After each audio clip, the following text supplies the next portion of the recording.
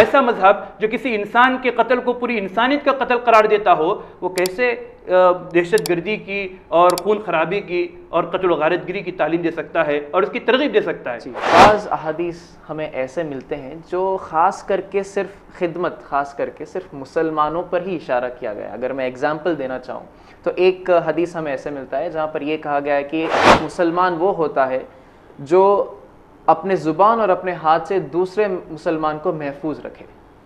तो यहाँ पर नरेशन ऑफ हदीस देखिए आप, वहाँ पर ख़ास करके दूसरे मुसलमान कहा गया है। तो इससे हमें क्या अंदाज़ा लगाना चाहिए? मुझ जैसे लोग तो यही सोचेंगे कि शायद नॉन मुस्लिम्स को या हमारे गैर मुसलमान भाई बहनों को तकलीफ़ देना जायज़ है। बहुत सारी रिवायतें अहादीस की किताबों में ऐसी मिलेंगी जहाँ पर इस्लाम और ईमान की क़ैद के बग़ैर रसूलुल्लाह सल्लल्लाहु अलैहि वसल्लम ने खिदमत की तरगीब दी है। एक रिवायत में आता है रसूलुल्लाह सल्लल्लाहु अलैहि वसल्लम ने फरमाया कि अल मुमिनु मन अमिनहुन्नास, मोमिन वो है जो लोगों को अमन दे। यहाँ इस्लाम का जिक्र नहीं है, मुसलमानों का जिक्र नहीं है, फरमाया कि मोमिन वो है जो इंसानों को अमन दे। आप अभी भी इस गलत फहमी में हैं कि एक मुसलमान को सिर्फ मुसलमान की ही मदद करनी चाहिए, तो आप गलत हो, उस गलत फहमी से बाहर आ जाएं।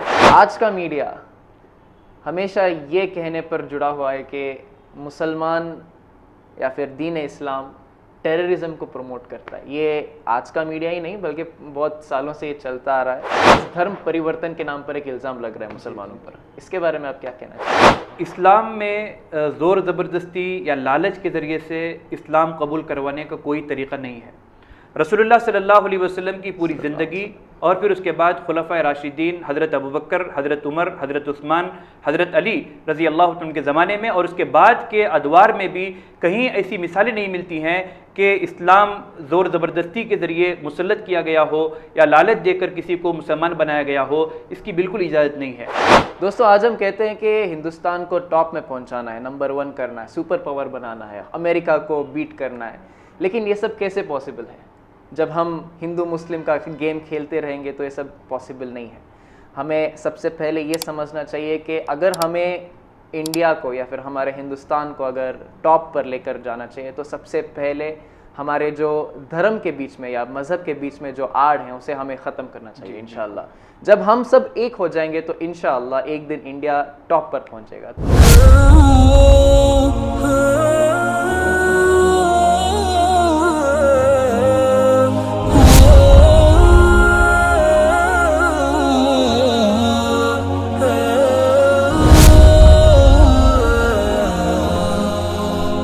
खुशी होगी आप सभी लोगों को ये जानकर कि आज के हमारे गेस्ट ख़ास मेहमान हमारे साथ कहिए जनाब दीजिए जवाब सीज़न 2 में जुड़े हैं नाना दर्दन मौलाना ज़मीर अहमद रशादी साहब।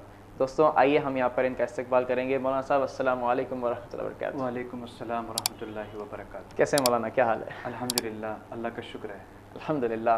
दोस्तों, जैसे कि आप सभी लोग ऑलरेडी जानते थे, आपने कमिंग सून के पोस्टर्स भी देखे होंगे। मौलाना ज़मीर साहब का पोस्टर जो रिसेंटली हाल ही में सोशल मीडिया में सर्कुलेट हो रहा था और इनके बारे में आप ऑलरेडी जानते हैं। और हमारे आज के गेस्ट एक मशहूर आलिम एंड इस्लामिक स्कॉलर हैं और साथ ही साथ various NGOs, various institutions, organisation से जुड़े हैं।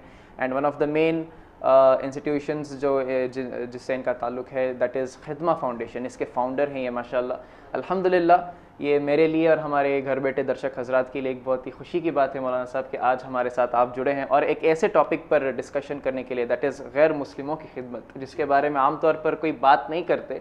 और एक बहुत बड़ा मिसकंसेप्शन है समझिए कि कुछ लोग ये भी सोचे होंगे कि इस पर क्या बात करेंगे आज शो में, है ना।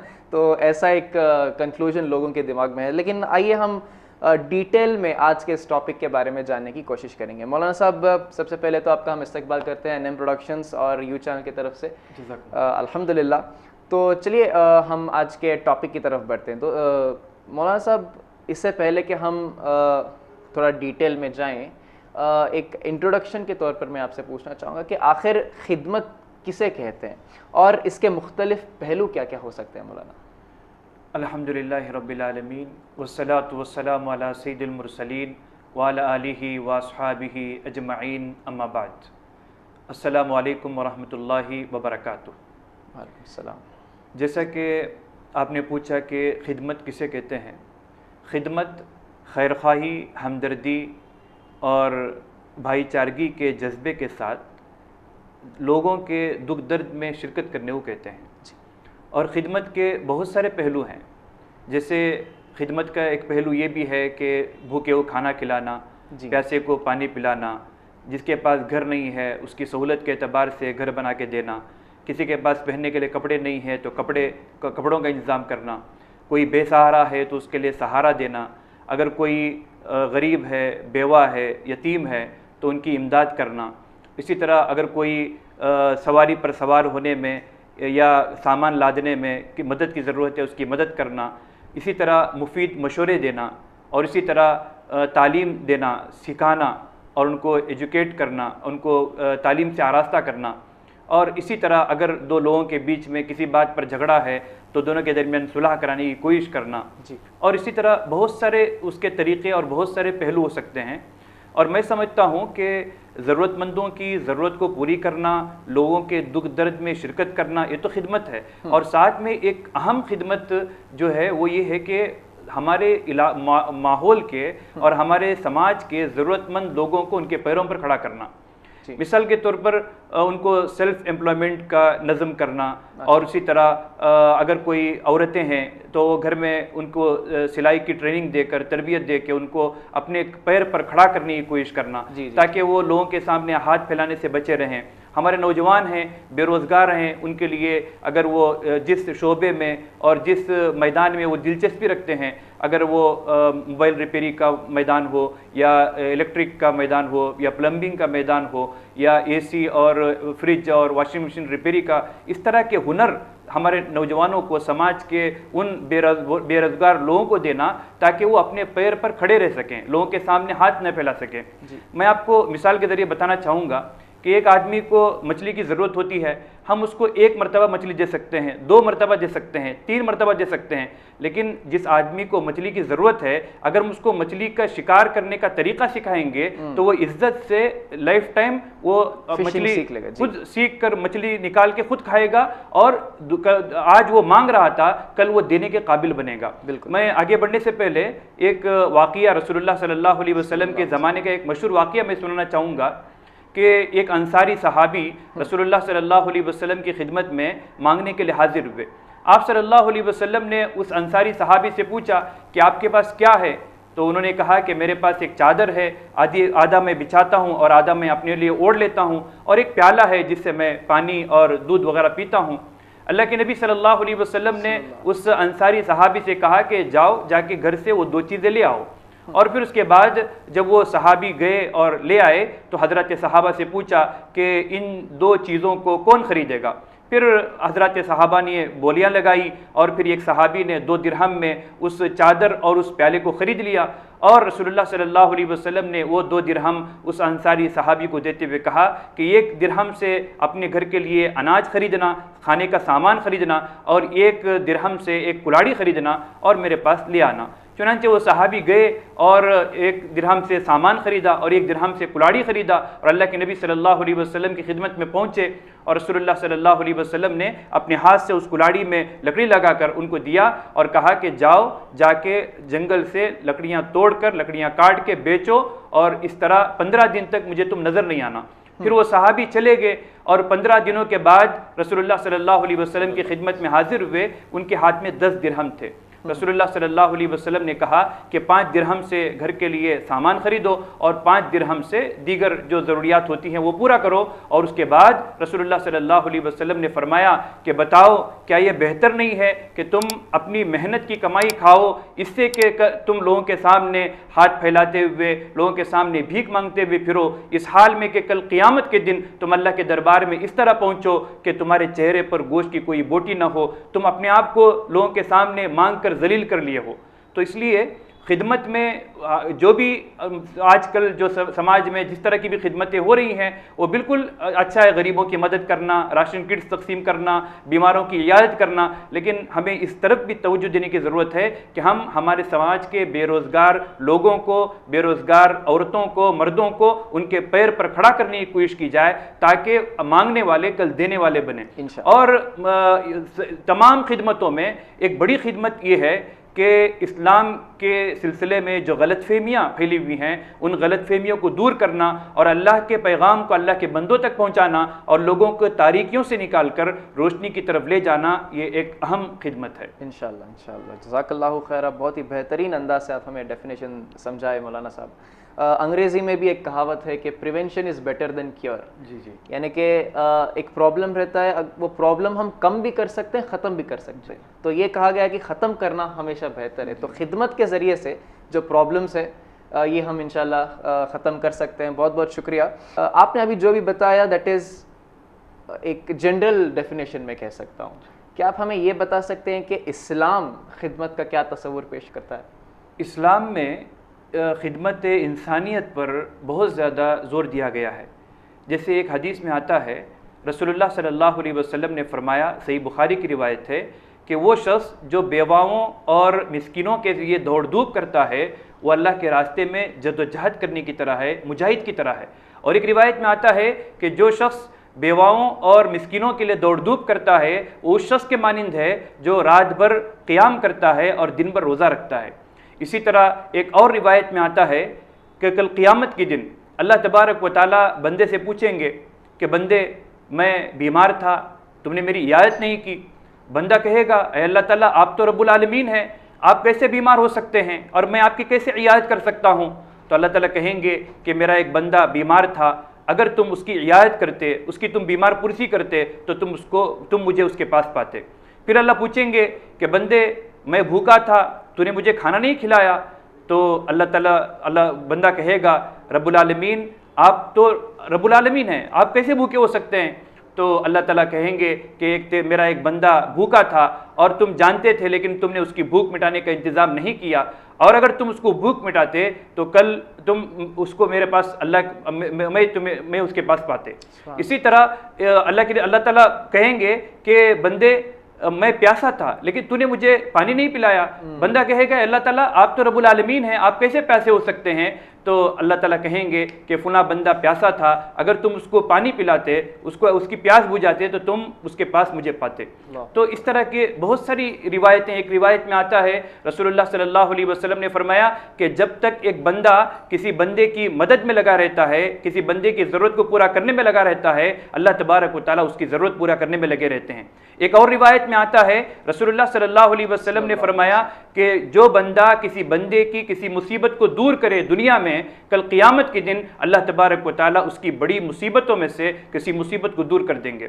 और हमारे नबी हज़रत मोहम्मद सल्लल्लाहु अलैहि वसल्लम की बेअसत से पहले की ज़िंदगी अगर देखा जाए तो एक सोशल वर्कर की हैसियत से, खादिम इंसानियत की हैसियत से और एक अमानतदार की हैसियत से उनकी शनाख्त होती थी, उनकी पहचान होती थी। चुनांचे हिल्फुल फुजूल का वाक़िया आप जानते हैं कि जब मक्कतुल मुकर्रमा में एक ताजिर आया और वो ताजिर के साथ जब खियानत हुई और उसके साथ जब धोखा हुआ और जब उसको लूटा गया, तो उस वक्त वो काबतुल्लाह के दरो दीवार को पकड़ के, काबतुल्लाह के चादर को पकड़ के उसने फरियाद की कि मैं मजलूम हूँ, कोई है मेरी मदद करने वाला। उस वक्त आप सल्लल्लाहु अलैहि वसल्लम जवान थे, अभी नबी भी नहीं थे। उस वक्त आप सल्लल्लाहु अलैहि वसल्लम अपने दोस्तों के साथ उस आदमी की मदद के लिए, मजलूम की मदद के लिए खड़े हुए और फिर उस मजलूम की मदद की। और वो मजलूम जब जा रहा था तो उस वक्त अल्लाह के नबी सल्लल्लाहु अलैहि वसल्लम और आपके तमाम नौजवान दोस्तों को दुआ देते हुए चला गया।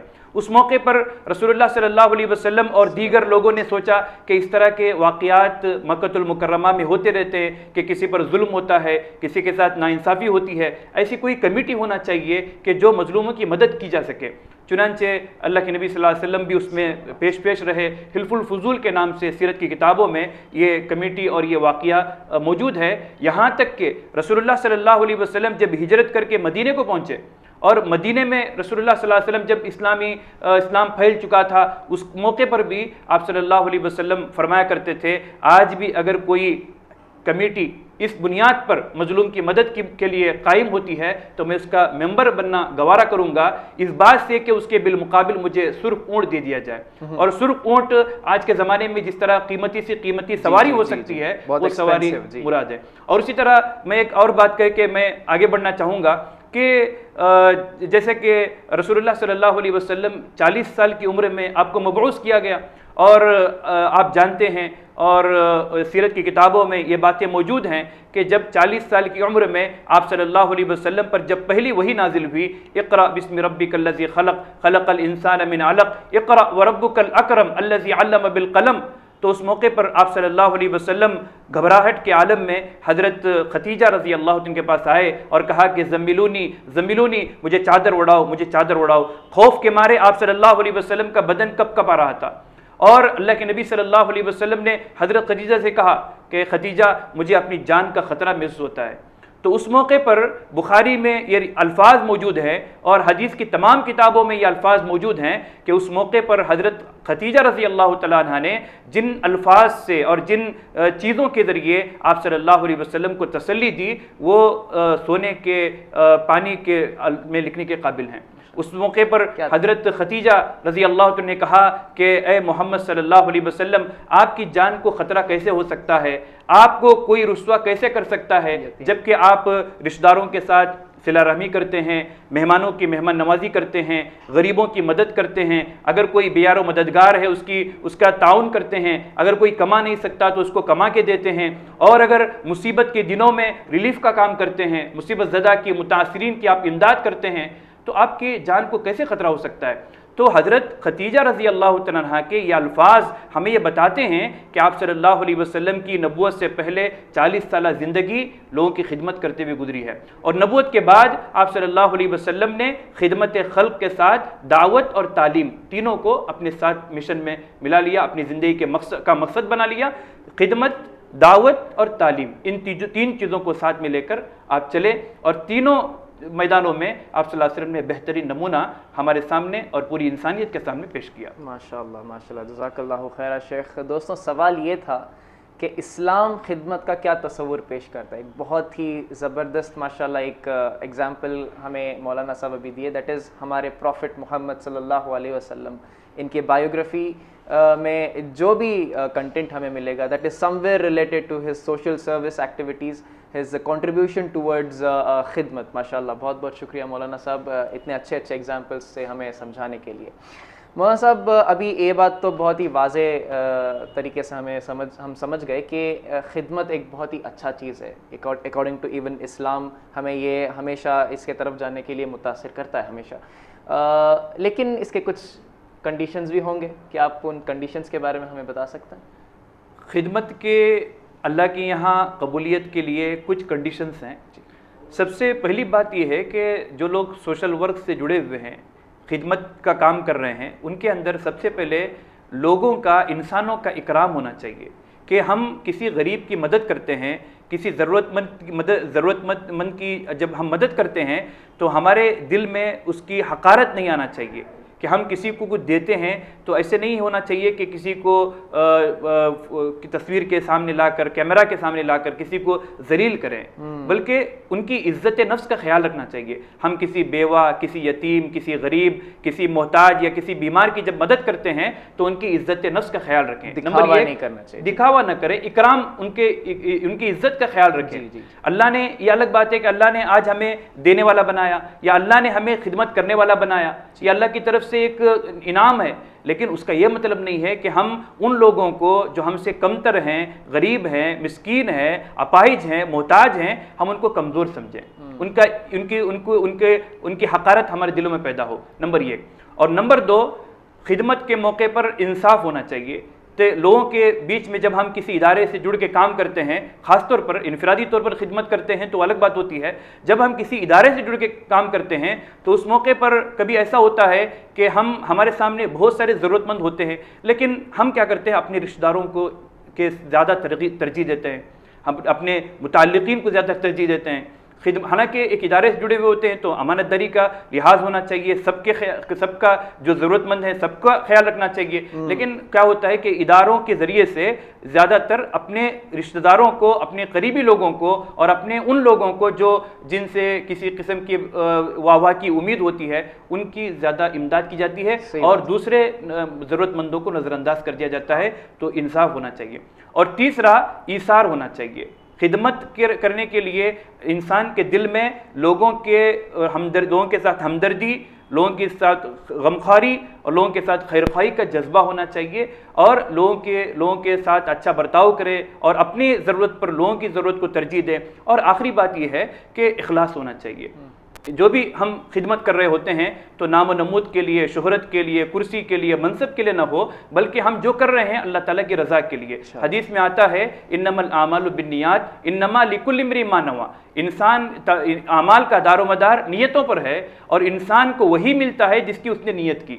लिहाजा खिदमत इंसानियत के लिए ये 4 चीज़ों का ख्याल हमें रखना चाहिए। अगर ये खिदमत अल्लाह के यहाँ काबिल कबूल हो तो सबसे पहली बात यह है कि इंसाफ हो और ईसार हो और इकराम हो और इखलास हो। जी जी जी, बहुत बहुत शुक्रिया मौलाना साहब इतने साफ़ अंदाज से हमें समझाने के लिए। मौलाना साहब, अभी तक जो भी बात हुई सब जनरल बातें मैं कह सकता हूँ, और इस्लाम खिदमत के बारे में क्या कहता है। चलिए एक स्टेप आगे बढ़ते हैं अभी इंशाल्लाह। जैसे कि मैंने टॉपिक भी बताया आज का, दैट इज़ गैर मुस्लिमों की खिदमत। तो असल टॉपिक पर हम अभी आ रहे हैं। मौलाना साहब, बाज़ अहादीस हमें ऐसे मिलते हैं जो ख़ास करके सिर्फ खिदमत, ख़ास करके सिर्फ मुसलमानों पर ही इशारा किया गया है। अगर मैं एग्जांपल देना चाहूँ तो एक हदीस हमें ऐसे मिलता है जहाँ पर यह कहा गया है कि एक मुसलमान वो होता है जो अपने ज़ुबान और अपने हाथ से दूसरे मुसलमान को महफूज रखे। तो यहाँ पर नरेशन ऑफ हदीस देखिए आप, वहाँ पर ख़ास करके दूसरे मुसलमान कहा गया है। तो इससे हमें क्या अंदाज़ा लगाना चाहिए? यहाँ पर अक्सर अब मुझ जैसे लोग तो यही सोचेंगे कि शायद नॉन मुस्लिम्स को या हमारे गैर मुसलमान भाई बहनों को तकलीफ़ देना जायज़ है। क्या ऐसी बात है? इसके बारे में आप क्या कहना चाहेंगे? जी, जो आप बिल्कुल सही बोल रहे हैं कि बाज़ रिवायात में इस्लाम की, ईमान की, मुस्लिम की क़ैद है। जैसे कि आपने जिस हदीस की तरफ इशारा किया, रसूलुल्लाह सल्लल्लाहु अलैहि वसल्लम ने फरमाया कि अल मुस्लिमु मन सलिमल मुस्लिमून मिन लिसानी व यदी। मुसलमान वो है जिसकी ज़बान और हाथ से दूसरे मुसलमान महफूज हो। लेकिन बहुत सारी रिवायतें अहादीस की किताबों में ऐसी मिलेंगी जहाँ पर इस्लाम और ईमान की क़ैद के बग़ैर रसूलुल्लाह सल्लल्लाहु अलैहि वसल्लम ने खिदमत की तरगीब दी है। जैसे एक रिवायत में आता है, रसूलुल्लाह सल्लल्लाहु अलैहि वसल्लम ने फरमाया कि अल मुमिनु मन अमिनहुन नास। मोमिन वो है जो लोगों को अमन दे। यहाँ इस्लाम का जिक्र नहीं है, मुसलमानों का जिक्र नहीं है। फरमाया कि मोमिन वो है जो इंसानों को अमन दे।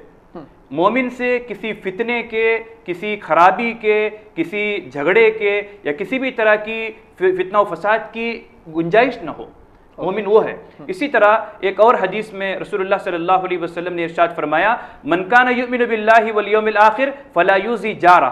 जो अल्लाह और यौम आखिरत पर ईमान रखता हो वो अपने पड़ोसी को ईज़ा न पहुँचाए। अल्लाह के नबी सल्लल्लाहु अलैहि वसल्लम ने ये नहीं कहा कि मुसलमान पड़ोसी, मुतलकन कहा। वो पड़ोसी मुस्लिम भी हो सकता है, रिश्तेदार भी हो सकता है, गैर रिश्तेदार भी हो सकता है, अजनबी भी हो सकता है, हिंदू भी हो सकता है, क्रिश्चियन भी हो सकता है, कम्युनिस्ट भी हो सकता है, कोई भी हो सकता है। वहाँ कोई इस्लाम की कैद नहीं है। फरमाया कि जो शख्स अल्लाह और यौम आखिरत पर ईमान रखता हो उसको चाहिए कि वो अपने पड़ोसी को ईज़ा न पहुँचाए। बाद रिवायतों में कि फलयुहसिन इला जारी, अपने पड़ोसी के साथ उसने सलूक करे। इसी तरह एक और रिवायत में आता है, अबू दाऊद की रिवायत है, रसूलुल्लाह सल्लल्लाहु अलैहि वसल्लम ने फरमाया कि पूरी मखलूक अल्लाह का कुंबा है और उस पूरी अल्लाह की फैमिली है, अल्लाह का कुंबा है, और उस पूरे मखलूक में अल्लाह के नज़दीक सबसे पसंदीदा वो है जो अल्लाह की मखलूक के साथ अच्छा बर्ताव करने वाला। इस हदीस में भी अल्लाह तबारक व तआला, अल्लाह के नबी सल्लल्लाहु अलैहि वसल्लम ने कहीं ये नहीं कहा कि इसमें इस्लाम या मुस्लिम गैर मुस्लिम की कोई कैद नहीं लगाई, बल्कि फरमाया कि पूरी इंसानियत अल्लाह का कुंबा है, अल्लाह का ख़ानदान है, और अल्लाह के ख़ानदान में अल्लाह के नज़दीक पसंदीदा वो है जो अल्लाह के ख़ानदान के साथ, अल्लाह के मखलूक के साथ उसने सलूक करे, अच्छा बर्ताव करे, वो अल्लाह के नज़दीक महबूब है। इसी तरह एक और रिवायत में आता है, रसूलुल्लाह सल्लल्लाहु अलैहि वसल्लम ने फरमाया कि रहमान अपने बंदों पर रहम करता है, लिहाजा ज़मीन वालों पर तुम रहम करो, आसमान वाला तुम पर रहम करेगा। ज़मीन वालों से मुसलमान मुराद नहीं है, उसमें हिंदू भी हैं, क्रिश्चियन भी हैं, तमाम मज़ाहिब के लोग हैं। और अल्लाह ताला फरमाते हैं, हदीस कुद्सी है कि रहमान रहम करने वालों पर रहम करता है, लिहाजा तुम ज़मीन वालों पर रहम करो, आसमान वाला तुम पर रहम करेगा। इसी तरह अभी इससे पहले मैंने एक रिवायत क़ियामत के दिन के मैंने आपके सामने बयान की कि अल्लाह ताला मखलूक़ात से पूछेंगे, इंसानों से पूछेंगे, मैं भूखा था, मैं प्यासा था, मैं बीमार था, तुमने मेरी इयादत नहीं की, तुमने मुझे पानी नहीं पिलाया, तुमने मुझे खाना नहीं खिलाया। उसमें भी कोई क़ैद नहीं है कि पानी पिलाना, खाना खिलाना या इयादत करना ये सिर्फ मुसलमानों के लिए होना चाहिए, बल्कि सबके लिए। और रसूलुल्लाह सल्लल्लाहु अलैहि वसल्लम की ज़िंदगी में भी ऐसे कई नमूने मिलते हैं कि आप सल्लल्लाहु अलैहि वसल्लम को जब मालूम हुआ कि एक यहूदी बच्चा बीमार है, आप सल्लल्लाहु अलैहि वसल्लम खुद गए और उसकी इयादत की। और इस तरह के बहुत से वाक़ियात सीरत की किताबों में मिलते हैं और अहादीस से भी ये बात साबित होती है कि खिदमत इंसानियत में कोई तफरीक नहीं है। और मैं आपको बताना चाहूँगा कि इस्लाम की इन्हीं तालीमात का नतीजा है कि 2 साल में हमने देखा कि कोरोना की वजह से जब पूरी दुनिया परेशान थी और लॉकडाउन की वजह से लोग हैरान थे, परेशान थे, बहुत सारे लोग भूख से मर रहे थे, बहुत सारे लोग प्यास से मर रहे थे, बहुत सारे लोग ऑक्सीजन की कमी की वजह से परेशान थे, हॉस्पिटल में बेड नहीं मिल रहे थे अल्हम्दुलिल्लाह, और बहुत सारे गैर मुस्लिमों की लाशें पड़ी हुई थी। ऐसे मौके पर मुस्लिम तंजीमों, इदारों और मुस्लिम ऑर्गेनाइजेशन ने आगे बढ़कर बग़ैर किसी तफरीक के, बिला किसी मजहब और मसलक को देखे बगैर हर तरह की खिदमत उन्होंने की। जगह जगह हॉस्पिटल्स कायम किए गए, जगह जगह बेड्स का इंतज़ाम किया गया, ऑक्सीजन सिलेंडर्स का इंतज़ाम किया गया, और यहाँ तक के गैर मुस्लिमों की लाशों को उनके रसूमात के मुताबिक वो उनको ठिकाने लगाया गया, उनको उनकी तज़ीर जो भी तकफीन करना है, जो उनका आखिरी रसूमात अदा करनी है, वो भी मुसलमानों ने बढ़ चढ़ कर ऐसे मौके पर जबकि लोग घबरा रहे थे और इस वायरस के बारे में लोगों का ये जहन था कि ये फैल रहा है, जिसकी वजह से लोग आगे बढ़ के खिदमत करने को तैयार नहीं थे। तो ऐसे मौके पर इन्हीं तालीमात का नतीजा है कि पूरी दुनिया ने देखा कि मुस्लिम तंजीमों और मुस्लिम इदारों ने जिस तरीके से आगे बढ़ के इंसानियत की खिदमत की है, यही हमें इस्लाम सिखाता है। जी, बहुत बहुत शुक्रिया मौलाना साहब। तो दोस्तों, आपने अभी सुना मौलाना साहब जो अभी हमें यहाँ पर एक्सप्लेन कर रहे थे। अगर आप अभी भी इस गलत फहमी में हैं कि एक मुसलमान को सिर्फ मुसलमान की ही मदद करनी चाहिए, तो आप गलत हो, उस गलत फहमी से बाहर आ जाएं। मौलाना साहब वेरियस एग्जाम्पल्स के साथ हमें एक्सप्लेनेशन दिए अभी जज़ाकल्लाहु खैरा मौलाना साहब, बारकल्लाहु फ़ी, कितने अच्छे एग्जाम्पल्स के साथ हमें समझाने के लिए कि किस तरीके से हम हमारे गैर मुसलमान भाइयों का भी ख्याल रखना चाहिए, कैसे मदद हम उनकी कर सकते हैं। बहुत बहुत शुक्रिया मौलाना साहब। एक और सवाल मैं आपसे पूछना चाहूँगा, हो सकता है कि आपको लगे ये आज अभी मैं आउट ऑफ टॉपिक जा रहा हूँ, लेकिन एक बहुत ही चुपता हुआ सवाल मैं आपसे पूछना चाहूँगा, वो है मीडिया के बारे में। आज का मीडिया हमेशा ये कहने पर जुड़ा हुआ है कि मुसलमान या फिर दीन इस्लाम टेररिज्म को प्रमोट करता है। ये आज का मीडिया ही नहीं बल्कि बहुत सालों से ये चलता आ रहा है, और ये एक इल्ज़ाम लग रहा है मुसलमानों पर, दीन इस्लाम पर, कि दीन इस्लाम टेररिज्म को प्रमोट करता है। क्या ये बात सच है? क्यों ऐसे इल्ज़ामात लग रहे हैं मौलाना साहब? जी, ये बिल्कुल आप जो बता रहे हैं कि मीडिया के ज़रिए एक मुनज़्ज़म साजिश के तहत इस्लाम को बदनाम करने के लिए ये फैलाया जा रहा है कि इस्लाम दहशतगर्दी को प्रमोट करता है, दहशतगर्दी की तरगीब देता है। मैं आपको बताना चाहूँगा कि दुनिया में जितने मज़ाहिब हैं, उन मज़ाहिब में वो मज़ाहिब किसी न किसी उस मज़हब के पेशवा की तरफ उस मज़हब का नाम मंसूब है, चाहे वो जैन मज़हब हो, बुद्धिस्ट मज़हब हो, या चाहे वो ईसाइयत हो, चाहे वो यहूदियत हो, किसी न किसी पेशवा की तरफ या किसी न किसी चीज़ की तरफ मंसूब है। इस्लाम एक ऐसा मज़हब है कि जिसके नाम में सलामती है। जी, इस्लाम सलामती देने और सलामती हासिल करने वाला मज़हब है, पीस। और ईमान जो है वो अमन देने और अमन लेने वाला मज़हब है। ईमान और इस्लाम ये दोनों चीज़ें अमन और शांति और अमन और सलामती की तालीम देते हैं, और इस्लाम के नाम में इस बात की तरफ इशारा है कि मुसलमान जो होता है वो लोगों को पीस देता है, अमन देता है, सलामती देता है और शांति कायम करता है। ये सबसे पहली बात ये है। और दूसरी बात ये है कि कुरान मजीद में मशहूर आयत है, सूरह माइदा की आयत नंबर 32, अल्लाह फरमाते हैं, मन क़तल नफ्सन बिग़ैरि नफ्सिन औ फ़सादिन फ़िल अर्ज़ फ़कअन्नमा क़तल अन्नास जमीआ व मन अहयाहा फ़कअन्नमा अहया अन्नास जमीआ। अल्लाह फरमाते हैं कि किसी इंसान को बिना किसी इंसान के कत्ल के और बिना किसी ज़मीन में फसाद मचाए किसी इंसान को कत्ल करना पूरी इंसानियत को कत्ल करने के मुतरासिफ है, और किसी इंसान का जान बचाना, किसी इंसान के जान की हिफाजत करना गोया कि पूरी इंसानियत के जान बचाने के मुतरादिफ है। अल्लाह अकबर। और इसी तरह आप ये जानते हैं कि जब कुरान ये कहता है कि किसी इंसान का कत्ल पूरी इंसानियत का कत्ल है करना है, किसी इंसान की जान बचाना पूरी इंसानियत का जान बचाने के मुतरादिफ है, तो फिर वो मजहब दहशतगर्दी की कैसे तालीम दे सकता है।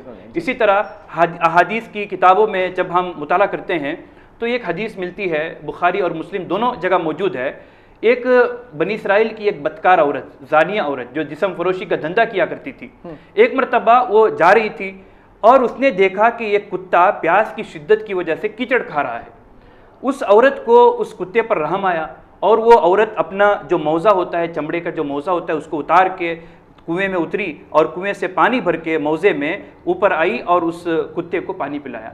अल्लाह ताला को उस औरत की यह अदा इतनी पसंद आई, कुत्ते पर रहम करने की वजह से अल्लाह ने उस बदकार औरत के लिए जन्नत का फैसला कर दिया। अल्लाह, यानी वो मजहब से कुत्ते पर रहम करने की वजह से एक बदकार औरत के लिए जन्नत का फैसला कर सकते हैं, तो वो मजहब किसी इंसान पर जुल्म करने की तालीम कैसे दे सकता है। इसी तरह एक और रिवायत में आता है कि एक नेक मुत्तकी परहेजगार खातून थी जो बिल्ली पाला करती थी और वो बिल्ली को बांध कर रख देने की वजह से और बिल्ली के खाने पीने का नज़म न करने की वजह से वो बिल्ली मर गई। अगर वो बिल्ली को छोड़ देती तो वो, अल्लाह के नबी फरमाते हैं कि अगर वो बिल्ली को छोड़ देती तो वो कीड़े मकोड़े खाकर बिल्ली अपना पेट भर लेती, लेकिन ये बिल्ली को बांध के रखने की वजह से वो मर गई भूखी प्यासी, जिसकी वजह से अल्लाह तबारक व तआला ने उस नेक मुत्तकी परहेजगार नमाजी खातून के लिए अल्लाह ने जहन्नम का फैसला फरमाया, एक बिल्ली पर रहम न करने की वजह से। इसी तरह एक और रिवायत में आता है, रसूलुल्लाह सल्लल्लाहु अलैहि वसल्लम ने फरमाया कि मैंने जन्नत में देखा कि एक आदमी इधर से उधर भाग रहा है। मैंने पूछा कि ये कौन शख्स है? फरमाया कि ये वो शख्स है जिसने रास्ते पर गिरे हुए कांटे की एक टहनी को हटा दिया और अल्लाह को उसकी ये अदा इतनी पसंद आई कि अल्लाह ने उसके लिए जन्नत का फैसला कर दिया। जाहिर बात है कि एक रास्ता जिस पर एक मुस्लिम भी गुजरता है, गैर मुस्लिम भी गुजरता है, हर तरह के मजहब के लोग गुजरते हैं, सिर्फ रास्ते से तकलीफदह चीज़ के हटाने की वजह से अल्लाह तबारक व तआला ने उसके लिए जन्नत का फैसला कर दिया। तो ये कैसे हो सकता है कि ऐसा मजहब जो बिल्ली पर रहम करने की, कुत्ते पर रहम करने की तालीम देता हो, और ऐसा मजहब जो किसी इंसान के कत्ल को पूरी इंसानियत का कत्ल करार देता हो, वो कैसे दहशतगर्दी की और खून खराबी की और कत्ल गारतगिरी की तालीम दे सकता है और उसकी तरगीब दे सकता है। जी जी, मैं आपको एक मिसाल की तरह समझाना चाहूँगा कि अहादीस की, कुरान और हदीस की रोशनी में मैं आपको एक मसला बताना चाहूँगा जिससे आपको ये बात समझ में आएगी कि इस्लाम कितना पीसफुल मजहब है और इस्लाम कितना अमन और शांति की तालीम देता है।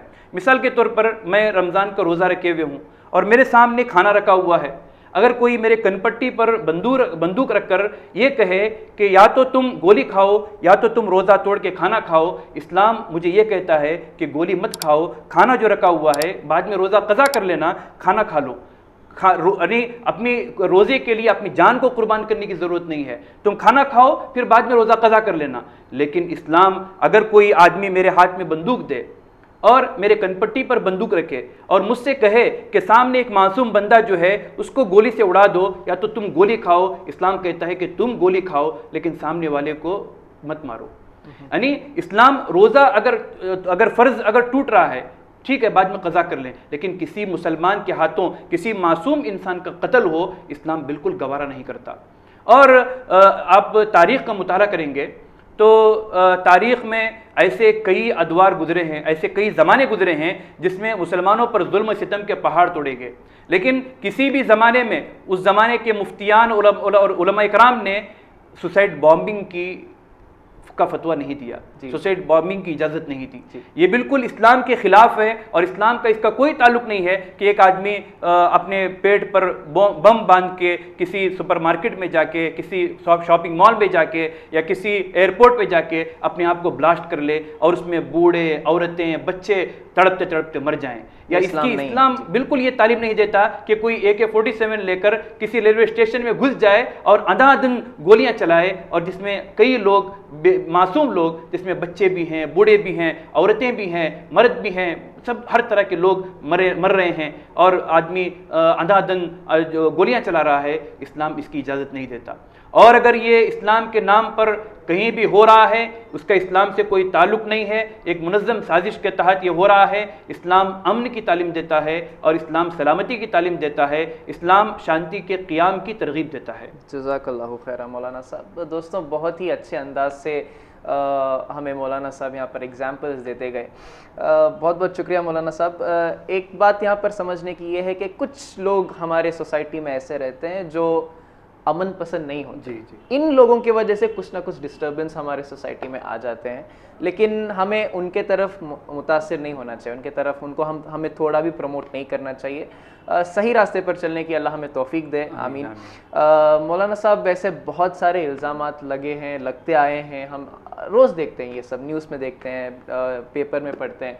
और अगर मैं हाल ही की अगर बात करूँ तो recently during the pandemic also, corona के शुरुआत में ही बहुत सारे ऐसे मुख्तलिफ न्यूज़ हमें मिले जहाँ पर जिहाद के नाम पे, कोरोना जिहाद, एक और लफ्ज़ मिल गया मीडिया वालों को। ये सारी चीज़ें होते रहे।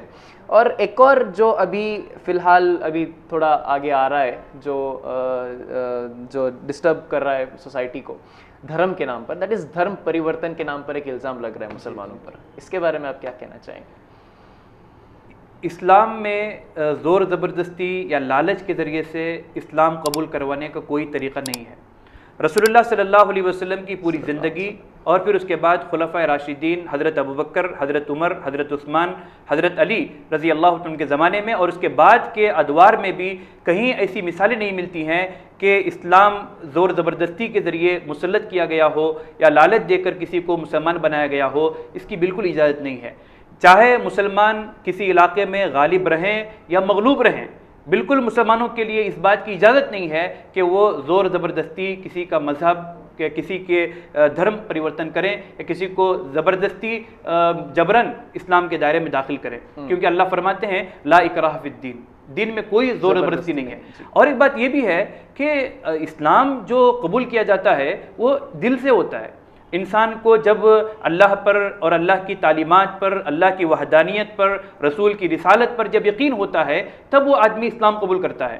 और अगर किसी को ओहदे का, पैसों का लालच देकर या डरा धमका कर अगर किसी का मजहब तब्दील करवा भी दिया जाए तो वो मुसलमान नहीं रहता, बल्कि वो मुनाफिक होता है। हाँ। और मुसलमानों को कुफ़ार और मुशरिकीन से उतना नुकसान नहीं पहुँचा है और नहीं पहुँचता है जितना कि एक मुनाफिकीन जो आस्तीन के सांप बन जाते हैं, जो अंदर रहकर जो इस्लाम अपने आप को मुसलमान कहकर जो इस्लाम को नुकसान जिस तरीके से पहुंचाया गया है, जितना उनसे नुकसान पहुंचा है उतना ज़्यादा काफिरों से भी नुकसान नहीं पहुंचाया है। बिल्कुल इस्लाम ये नहीं चाहेगा कि इस तरह के लोग जो दिल से इस्लाम को न मानते हों, दिल से रसूलुल्लाह सल्लल्लाहु अलैहि वसल्लम की रिसालत को न मानते हों, आखिरत पर ईमान न रखते हों, अल्लाह की वहदानियत को तस्लीम न करते हों, सिर्फ ज़बान से कलिमा पढ़ के इस्लाम के दायरे में दाखिल हो जाएं, इस्लाम बिल्कुल इसको पसंद नहीं करता और ये सही भी नहीं है। सही नहीं है। हाँ, हमें संविधान के ज़रिए से और दस्तूर के मुताबिक हमें ये इजाज़त दी गई है कि हम इस्लाम की खूबियों को बयान कर सकते हैं,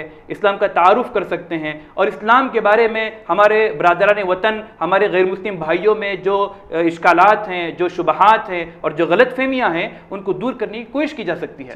लेकिन किसी को लालच देकर, किसी को डरा कर, धमका कर इस्लाम कबूल करवाना, इस्लाम में इसकी बिल्कुल इजाज़त नहीं है। अल्लाह फरमाते हैं ला इकराह फिद्दीन, दीन में कोई ज़ोर ज़बरदस्ती नहीं है। बहुत बहुत शुक्रिया मौलाना साहब, ये मिसकंसेप्शन को भी दूर करने के लिए। मौलाना, बहुत ही अच्छा एपिसोड रहा है आज का, बहुत सारे मिसकंसेप्शंस हमारे दूर हो गए अल्हम्दुलिल्लाह। एक ऐसे सिचुएशन में आज हम हैं जहाँ पर हम ये जानते हैं, हम मुसलमान ये जानते हैं कि इस्लाम एक अमन पसंद मज़हब है, पीस को फैलाने वाला मज़हब है, दूसरों के साथ हुस्न सलूक करो, ये मैसेज आम करने वाला एक मज़हब है इस्लाम। लेकिन इस सूरत हाल में भी ये देखा गया है कि बहुत सारे मिसकंसेप्शंस भरे हुए हैं, ख़ास करके दीन इस्लाम में। जी, वो चाहे मीडिया के ज़रिए से हो या फिर उन लोगों के वजह से हो जो हमेशा दहशतगर्दी फैलाने में या फिर फेक न्यूज़ फैलाने में जुड़े हुए हैं, उनके ज़रिए से हो सकता है। लेकिन ये आज है, ये एक फैक्ट है। ये सारे मिसकंसेप्शंस आज सोसाइटी में मौजूद हैं और लोग गुमराही की तरफ जा रहे हैं और इस्लाम को पसंद करने से अपने आप को रोक रहे हैं। तो इस सूरत हाल में आप हमारे घर बैठे दर्शक हजरात या फिर उन ऑडियंस को जो हमारे नॉन मुस्लिम भाई बहनें हैं, उनको आप क्या मैसेज देना चाहेंगे मौलाना साहब? सबसे पहले हमारे मुस्लिम नाजरीन को मैं ये पैगाम देना चाहूँगा जी कि वो अपने इलाके के, अपने आसपास के, अपने मोहल्ले के बरादरान वतन के साथ, गैर मुस्लिमों के साथ अच्छा बर्ताव करें, उनके सामने अपने अच्छे अखलाक का मुजाहरा करें और उनकी जो गलतफहमियाँ हैं दूर करें। इंशाअल्लाह। अगर हो सके तो अपने इलाके की मसाजिद को उनको दावत दें, मसाजिद की तरफ उनको मस्जिद विज़िट करने की दावत दें, उनके सामने इस्लाम के तौर तरीक़े को रखें, उनकी गलतफहमियों को ज़ाहिल करने की कोशिश करें। और हमारे मुस्लिम नाजरीन को मैं कहना चाहूँगा कि हमारी बदअखलाक़ी की वजह से, हमारी बददियानती की वजह से, हमारी बदकिरदारी की वजह से हमारे बरादरान वतन, हमारे गैर मुस्लिम भाई इस्लाम से नफ़रत कर रहे हैं।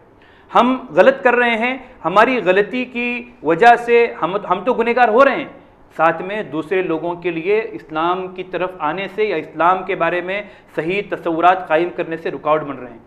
तो मैं सबसे पहले हमारे मुसलमान नाजरीन से कहना चाहूँगा कि अपने अच्छे अखलाक का मुजाहरा करें। रसूलुल्लाह सल्लल्लाहु अलैहि वसल्लम ने जो खिदमत के, जो हमारे लिए सोशल वर्क के जो नमूने पेश किए हैं, उन नमूनों को सामने रखते हुए लोगों के लिए फ़ायदेमंद बने, इंसानियत का पैगाम लोगों को पेश करें। और साथ में हमारे बरादरान वतन से जो हमारे गैर मुस्लिम नाजरीन हैं, मैं उनसे कहना चाहूँगा कि अच्छे बुरे लोग हर मज़हब में होते हैं, अच्छे लोग भी होते हैं, बुरे लोग भी होते हैं। तो इस्लाम में भी अच्छे लोग भी हैं, बुरे लोग भी हैं। तो हमको चाहिए था कि हम अच्छा नमूना पेश करते।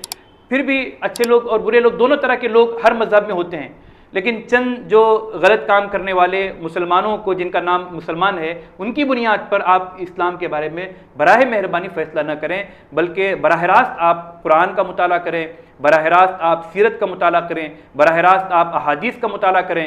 और आज की इस तरक्की याफ्ता ज़माने में हर तरह की ज़बानों में, चाहे वो अंग्रेज़ी हो, चाहे वो कन्नड़ हो, चाहे तेलुगु, मराठी, मलयालम, हर तरह की ज़बानों में कुरान मजीद और सीरत की किताबें और इस्लाम की तालीमात पर मुश्तमिल किताबें मौजूद हैं। मेरी गुजारिश है कि हमारे बरादरान वतन, हमारे गैर मुस्लिम भाइयों से कि वो बराह रास्त इस्लाम का मुताला करें, इस्लाम को समझने की कोशिश करें। और हम उन्हें दावत देते हैं कि वो हमारी मस्जिदों को आएँ, हमारे मदरसों को आएँ और मिलें और देखें कि मसाजिद और मदारिस में क्या होता है। इंशाअल्लाह, इंशाअल्लाह। बहुत बहुत शुक्रिया मौलाना साहब, ये आखिरी पैगाम के लिए भी बहुत ही साफ़ अंदाज से आप हमें समझाए कि किस तरीके से हमें अपनी ज़िंदगी बितानी है, ख़ास करके हमारे हिंदुस्तान जैसे एक कंट्री में। माशाल्लाह। दोस्तों, आज हम कहते हैं कि हिंदुस्तान को टॉप में पहुंचाना है, नंबर 1 करना है, सुपर पावर बनाना है, अमेरिका को बीट करना है। लेकिन ये सब कैसे पॉसिबल है? जब हम हिंदू मुस्लिम का गेम खेलते रहेंगे तो ये सब पॉसिबल नहीं है। हमें सबसे पहले ये समझना चाहिए कि अगर हमें इंडिया को या फिर हमारे हिंदुस्तान को अगर टॉप पर लेकर जाना चाहिए तो सबसे पहले हमारे जो धर्म के बीच में या मज़हब के बीच में जो आड़ हैं उसे हमें ख़त्म करना चाहिए इंशाअल्लाह। जब हम सब एक हो जाएंगे तो इंशाअल्लाह एक दिन इंडिया टॉप पर पहुंचेगा। तो ये सब बातें हमें खिदमत, जो इस्लाम हमें जो खिदमत सिखाता है उससे हमें पता चलता है कि कैसे हम आगे बढ़ सकते हैं, एक नेशन वाइज ऑब्जेक्टिव को रख के हम कैसे सामने बढ़ सकते हैं। किसी ने क्या खूब कहा है कि कोई कहता है कि हिंदू ख़तरे में है, कोई कहता है मुसलमान ख़तरे में है, कोई कहता है हिंदू ख़तरे में है, कोई कहता है मुसलमान ख़तरे में है। धर्म का चश्मा उतार कर तो देखो, पता चलेगा कि हिंदुस्तान ख़तरे में है। तो दोस्तों, बहुत ही बड़ी सीख है इन लाइंस में। उम्मीद करता हूँ कि आज का ये एपिसोड आप सभी लोगों को पसंद आया होगा और ज़्यादा से ज़्यादा लोगों तक शेयर करेंगे, ये हमारी अपील है। मैं हमारे आज के गेस्ट मौलाना ज़मीर रशादी साहब का तहे दिल से शुक्रिया अदा करता हूँ। मौलाना साहब, आप हमारे लिए इस प्रोग्राम में टाइम दिए, बहुत बहुत शुक्रिया आपका। NM प्रोडक्शंस और यू चैनल की तरफ से आपका मैं तहे दिल से शुक्रिया अदा करता हूँ। जज़ाकल्लाहु खैरा, और उम्मीद है कि आप आने वाले एपिसोड्स में भी हमारे साथ जुड़े रहेंगे इंशाअल्लाह। शुक्रिया, जज़ाकल्लाहु खैरा, बारकल्लाहु फीक। दोस्तों, आज के लिए बस इतना ही। उम्मीद है कि आपको ये एपिसोड पसंद आया होगा और ज़्यादा से ज़्यादा लोगों तक शेयर करें ताकि लोग इससे फ़ायदा उठाएं इंशाअल्लाह। फ़िलहाल आप अपने दोस्त निताज़ अली को जाने की इजाज़त दें। मैं आपसे अगले एपिसोड में फिर मिलूँगा। तब तक आप सभी लोग अपना ख्याल रखना। अस्सलामु अलैकुम व रहमतुल्लाहि व बरकातुहू।